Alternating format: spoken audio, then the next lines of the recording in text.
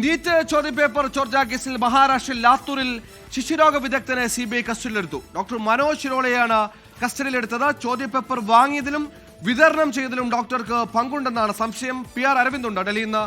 അരവിന്ദ്, ഈ പറഞ്ഞതുപോലെ നീറ്റല്ലാതാക്കിയവരിലെല്ലാം ഈ പറയുന്ന സമൂഹത്തിലെ ഉന്നത ഇമേജ് ഉള്ളവരാണ്. എന്താണ് ഈ ഡോക്ടറുടെ ഈ കേസിലെ പങ്ക്?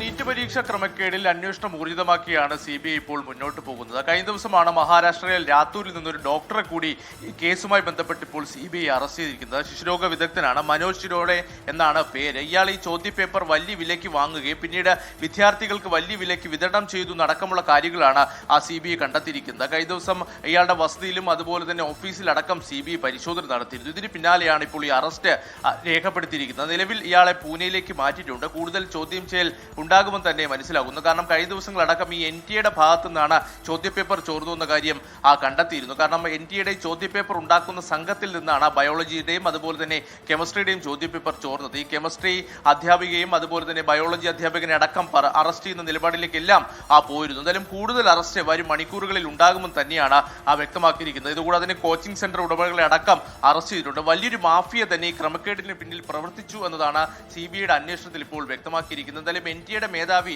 ഇപ്പോൾ പാർലമെന്ററി സമിതിക്ക് മുന്നിൽ ഹാജരായിരിക്കുകയാണ്. കൃത്യമായി എങ്ങനെയാണ് ഈ ചോദ്യപേപ്പർ ചോർച്ചയുണ്ടായെന്ന് അടക്കമുള്ള കാര്യങ്ങളിൽ ഒരു വിശദീകരണം നൽകും. ഇതുകൂടാതെ തന്നെ എങ്ങനെ വരും ഭാവിയിൽ ഇത്തരം ക്രമക്കേടുകൾ തടസ്സമില്ലാതെ അല്ലെങ്കിൽ ക്രമക്കേടുകൾ അവസാനിപ്പിക്കാൻ എന്തൊക്കെ നടപടികൾ സ്വീകരിക്കുമെന്ന കാര്യം കൂടി ഇപ്പോൾ പാർലമെന്ററി സമിതി ചർച്ച ചെയ്യാൻ പോവുകയാണ്. എന്തായാലും അന്വേഷണം ഊർജിതമാക്കിയിട്ടുണ്ട് CBI. കൂടുതൽ ഉന്നതർ അറസ്റ്റിലാകുമെന്ന് തന്നെയാണ് ലഭിക്കുന്ന വിവരം. സുഖേ,